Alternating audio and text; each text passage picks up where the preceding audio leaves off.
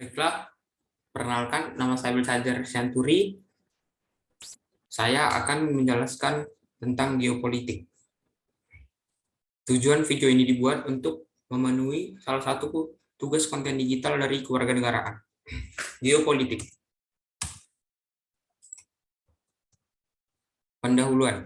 Seiring perkembangan saat ini, pengertian negara diartikan tidak hanya tempat tinggal, tetapi diartikan lebih luas lagi yang meliputi institusi, yaitu pemerintahan, rakyat, kedaulatan, dan lain-lain. Karena orang dengan tempat tinggalnya tidak dapat dipisahkan, karena perebutan ruang yang menjadi hal yang menimbulkan konflik antara manusia, individu, keluarga, masyarakat, dan bangsa hingga kini. Meskipun bentuknya dapat secara fisik ataupun non-fisik, untuk dapat mempertahankan ruang hidupnya, suatu bangsa harus mempunyai kesatuan cara pandang yang dikenal sebagai wawasan nasional. Para ilmuwan politik dan militer menyebutnya sebagai geopolitik, yang merupakan kepanjangan dari geografi politik.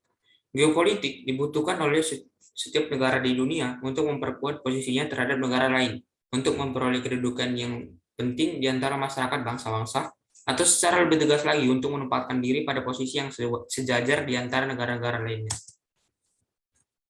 Pengertian geopolitik. Geopolitik berasal dari dua kata, yaitu geo dan politik. Maka membicarakan pengertian geopolitik tidak terlepas dari pembahasan mengenai masalah geografi dan politik. Geo artinya bumi atau planet bumi, yang dimana arti geopolitik adalah suatu studi yang mengkaji masalah-masalah geografi, cara, dan ilmu sosial dengan merujuk kepada politik internasional. Geopolitik mengkaji makna strategis dan politik suatu wilayah geografi yang mencakup lokasi, luas, serta sumber daya alam wilayah tersebut. Wilayah sebagai ruang hidup. Konsep geopolitik sesungguhnya adalah merupakan ilmu penyelenggara negara yang setiap kebijakannya dikaitkan dengan masalah-masalah geografi, yang dimana geografi wilayah atau tempat tinggal suatu bangsa. Ruang hidup suatu negara meliputi darat, laut, udara. Indonesia yang memiliki wilayah negara yang sangat luas di satu sisi, sedangkan di sisi lain Indonesia juga harus mewujudkan tujuan negara. Maka Indonesia harus memiliki prinsip-prinsip dasar sebagai pedoman. Pedoman tersebut sebagaimana pandangan atau wawasan yang menjamin persatuan dan kesatuan wilayah, bangsa, dan segenap aspek dalam kehidupan nasional Indonesia, maka dapat disimpulkan negara atau dalam tanda kutip dalam arti wilayah dapat dibedakan menjadi A. dikelilingi daratan, B. berbatasan dengan laut, yang dapat dibedakan menjadi negara pulau, negara pantai, dan negara kepulauan. Wilayah sebagai ruang hidup.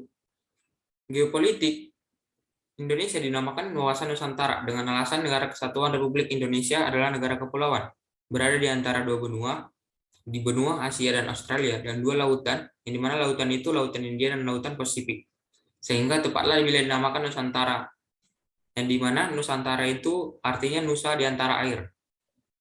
Keunikan lainnya adalah bahwa wilayah Nusantara berada di garis khatulistiwa yang diliwati oleh Geostationary Satellite Orbit atau GSO.